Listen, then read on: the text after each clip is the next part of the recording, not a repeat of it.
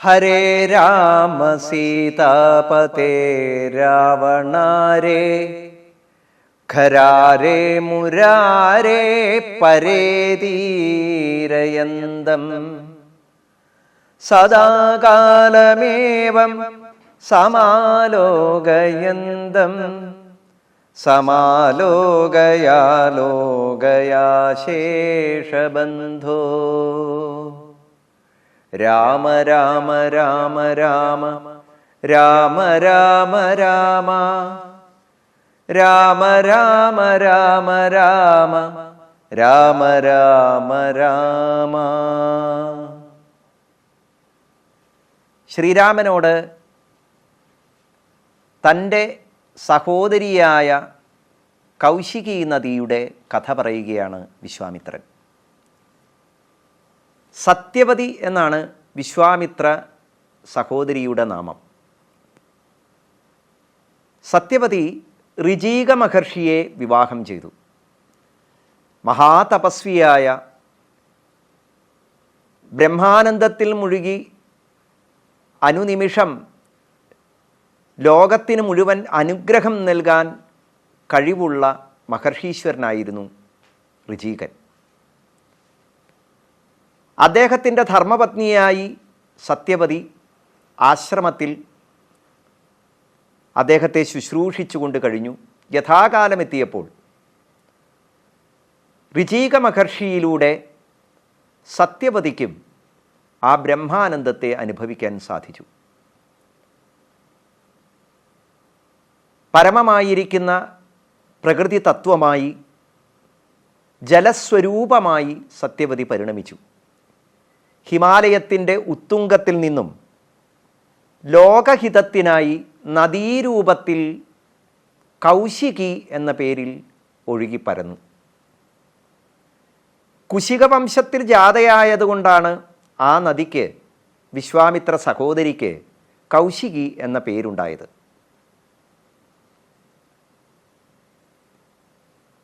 വിശ്വാമിത്രൻ പറയുന്നു, സഹോദരിയോടുള്ള സ്നേഹത്താലാണ് ഹിമവൽ പ്രാന്തം വിട്ട് ഇപ്പോൾ ഞാൻ ഇങ്ങോട്ട് യാത്രയായത്. ഈശ്വരേച്ഛയെ പൂർത്തീകരിക്കുക എന്ന ഒരു ലക്ഷ്യം ഏറ്റെടുത്തുകൊണ്ട്, അല്ലയോ ശ്രീരാമ, എൻ്റെ സഹോദരിയുടെ ആ തീരത്തുള്ള ആശ്രമം വിട്ട് ഞാനിപ്പോൾ ഇവിടെ എത്തിയതാണ്. കഥ പറഞ്ഞ് അന്നത്തെ രാത്രി മറ്റ് ഋഷീശ്വരന്മാരെല്ലാവരും കൊടുത്തതായ നിവേദ്യാദികളെല്ലാം ഭുജിച്ച് രാമലക്ഷ്മണന്മാർ ശയനമുറിയിലേക്ക് പോയി. രാത്രിയെ അവിടെ വർണ്ണിക്കുന്നുണ്ട്. വാത്മീകി രാമായണത്തിൻ്റെ മറ്റൊരു പ്രത്യേകത അതാണ്. രാത്രി വർണ്ണന, പ്രഭാത വർണ്ണന, അരണ്യങ്ങളിലെ മനോഹരങ്ങളായ വൃക്ഷലതാദികളെക്കുറിച്ചുള്ള വർണ്ണന, ഇതെല്ലാം നിറഞ്ഞതാണ് വാത്മീകി രാമായണം. പിറ്റേ ദിവസം പ്രഭാതത്തിൽ വിശ്വാമിത്ര മഹർഷി രാമനെ വന്ന് വിളിക്കുന്നു. സുപ്രഭാത നിശാരാമ പൂർവാസന്ധ്യാ പ്രവർത്തതേ ഉത്തിഷ്ഠോത്തിഷ്ഠ ഭദ്രം തേ ഗമനായാഭിരോചയ.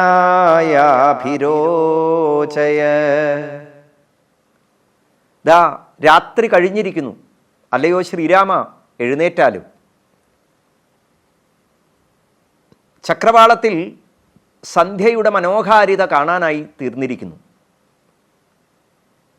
നമുക്ക് എത്രയും വേഗം യാത്രയാവേണ്ടതുണ്ട്. മംഗളം ഭവിക്കട്ടെ. ഇങ്ങനെ അനുഗ്രഹവചസ്സുകളാൽ രാമലക്ഷ്മണന്മാരെ വിശ്വാമിത്രൻ ഉണർത്തി. സ്നാനാദികളെല്ലാം കഴിഞ്ഞ് അവർ ശോണാ നദീ തീരത്തെത്തി. അപ്പോൾ രാമൻ ചോദിക്കുന്നു, മനോഹരമായി ഒഴുകിക്കൊണ്ടിരിക്കുന്ന നദി, വെള്ളം കുറവാണ്, നമ്മൾ ഏത് ഭാഗത്തു കൂടെയാണ് അക്കരയ്ക്ക് കടക്കേണ്ടത്? അവിടെ വിശ്വാമിത്രൻ പറയുന്നു,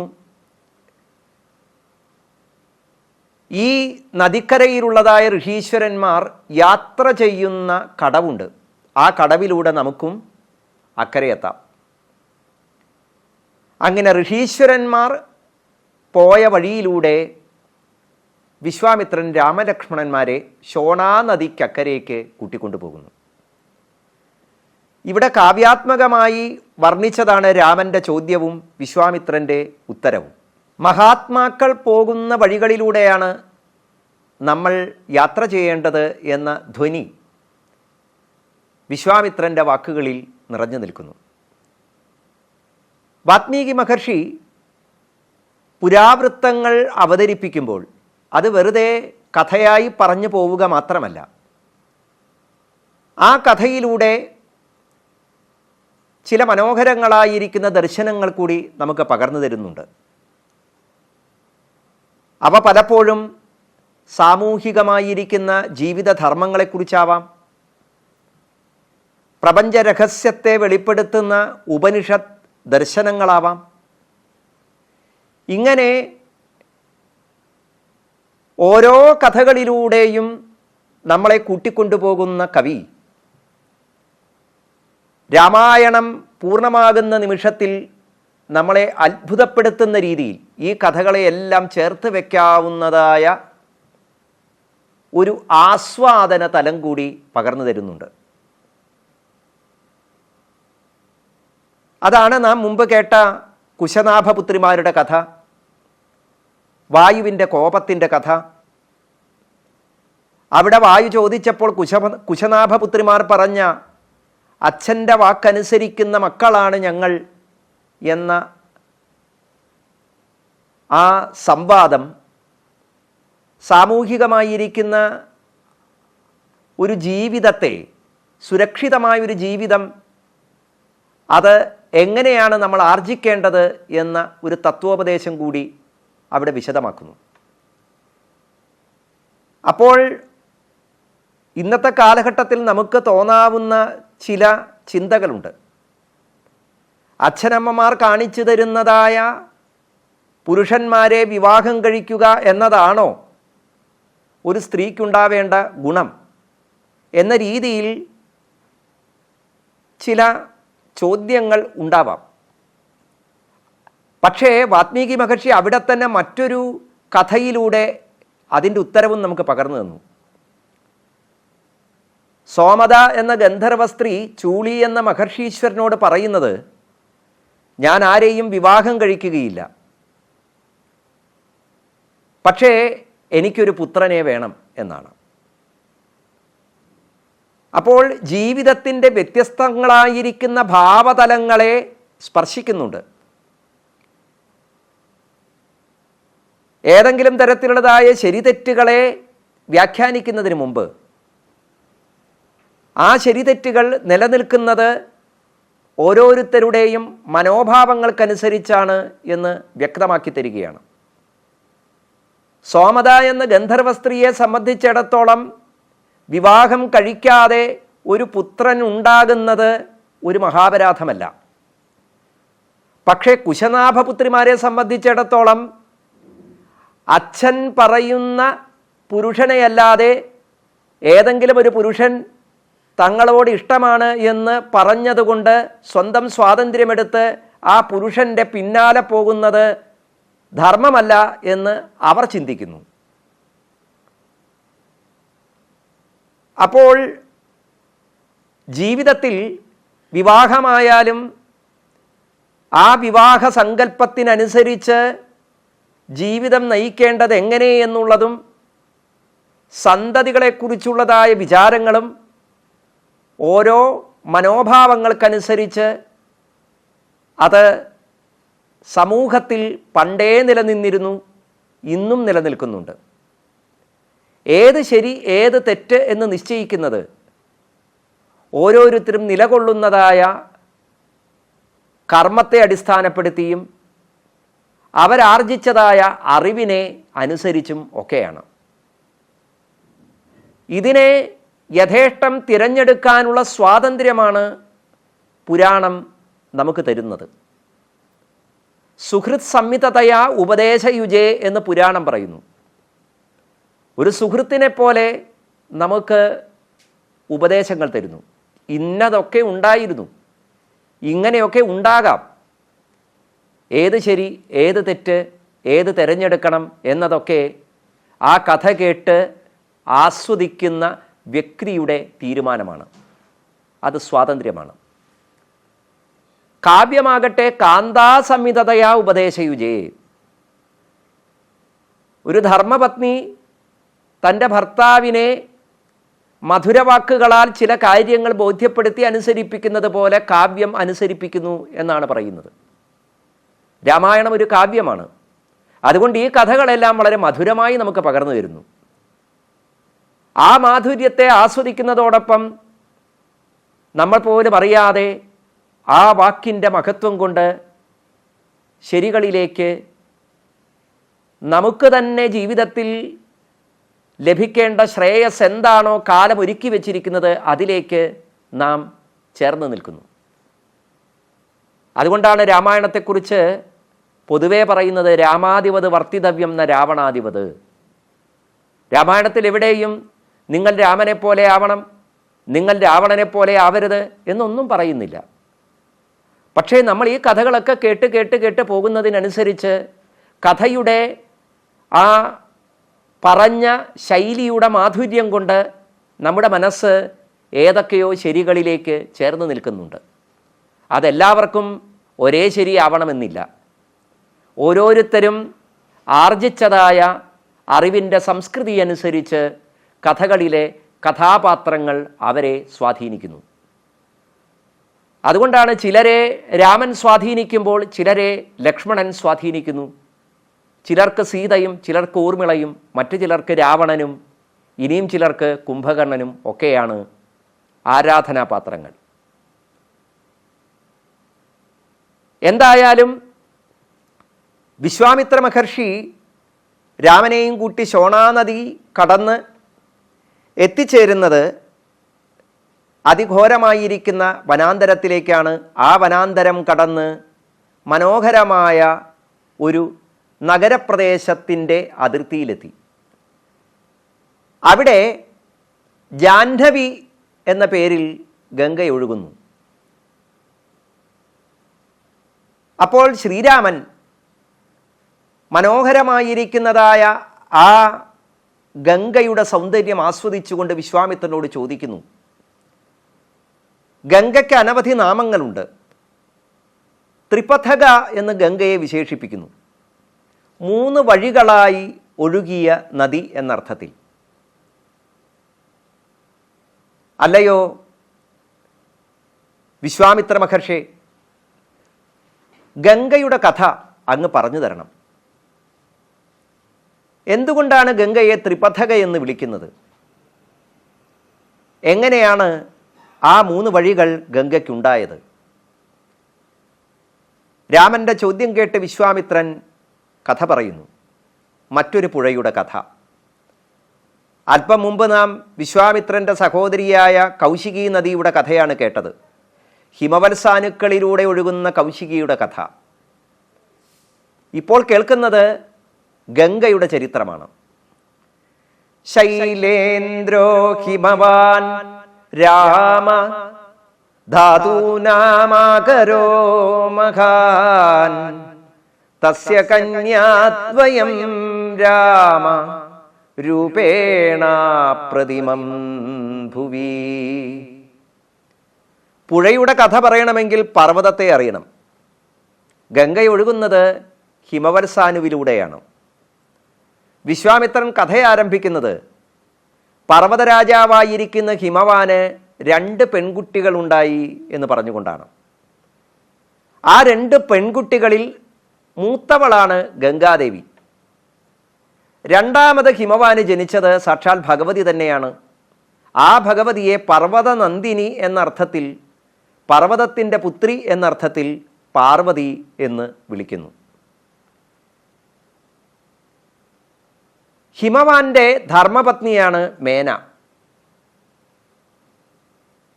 മേരുവിൻ്റെ പുത്രിയായിട്ടാണ് മേന ജനിക്കുന്നത്.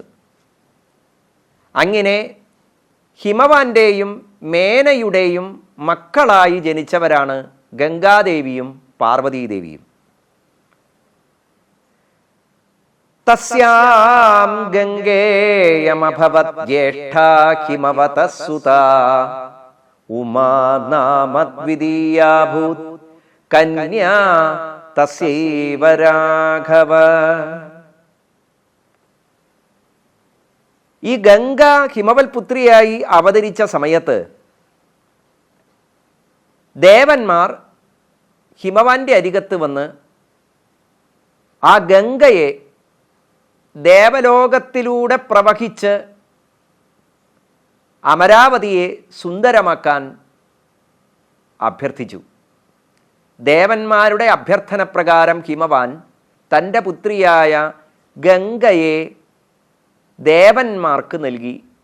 അതുകൊണ്ട് ഗംഗ ദേവഗംഗ എന്ന പേരിൽ അറിയപ്പെട്ടു. ആ ദേവഗംഗയാണ് ആകാശഗംഗയായി ഒഴുകിപ്പരന്നത് എന്ന് ഐതിഹ്യം.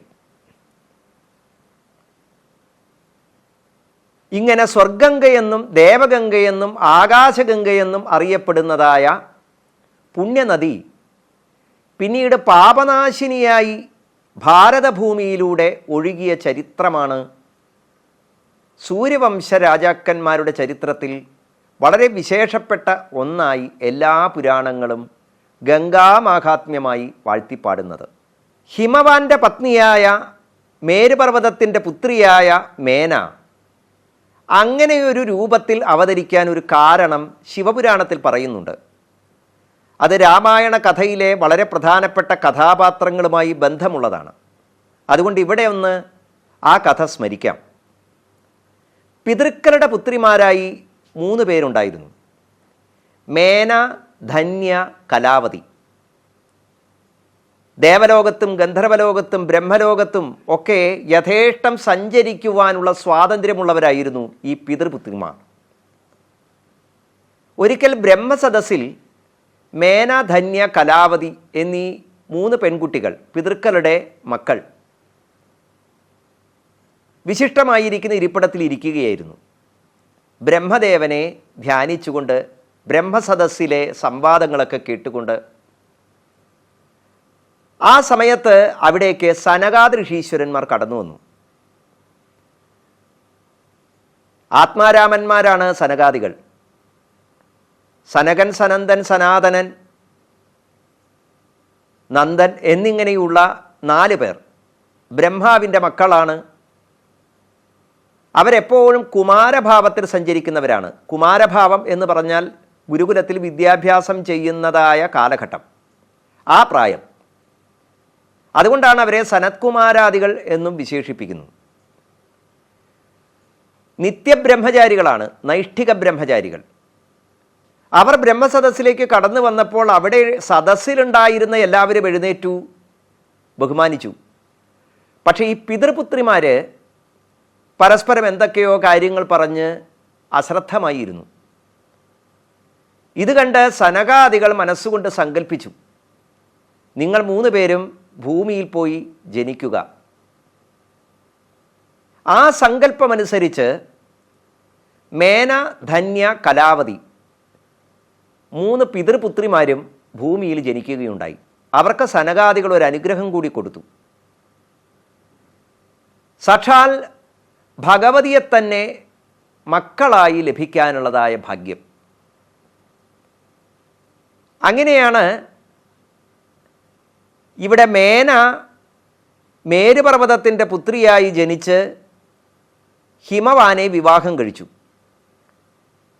ഹിമവാന് മേനയിൽ ആദ്യം ഗംഗയുണ്ടായി, രണ്ടാമത് സാക്ഷാൽ ഭഗവതി തന്നെ ഉമയായി, പാർവതിയായി അവതാരം കൈക്കൊണ്ടു.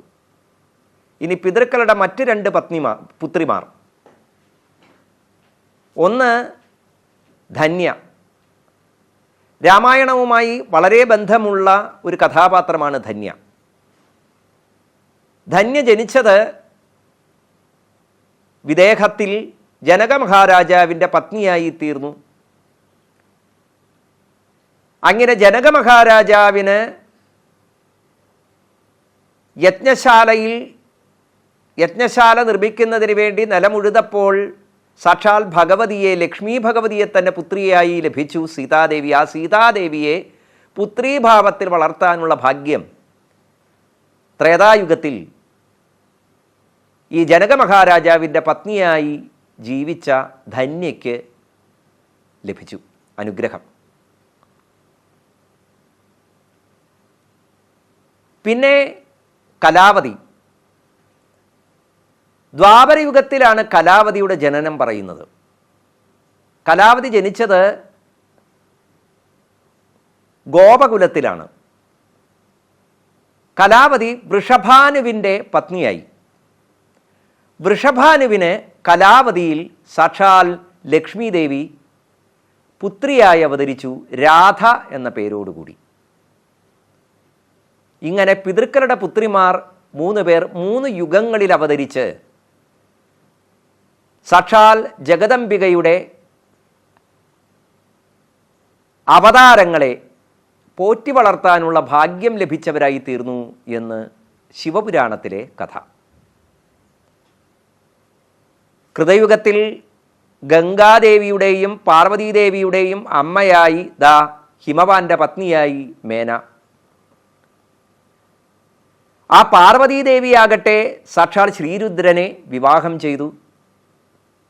ഗംഗ ദേവഗംഗയായി പരന്നു.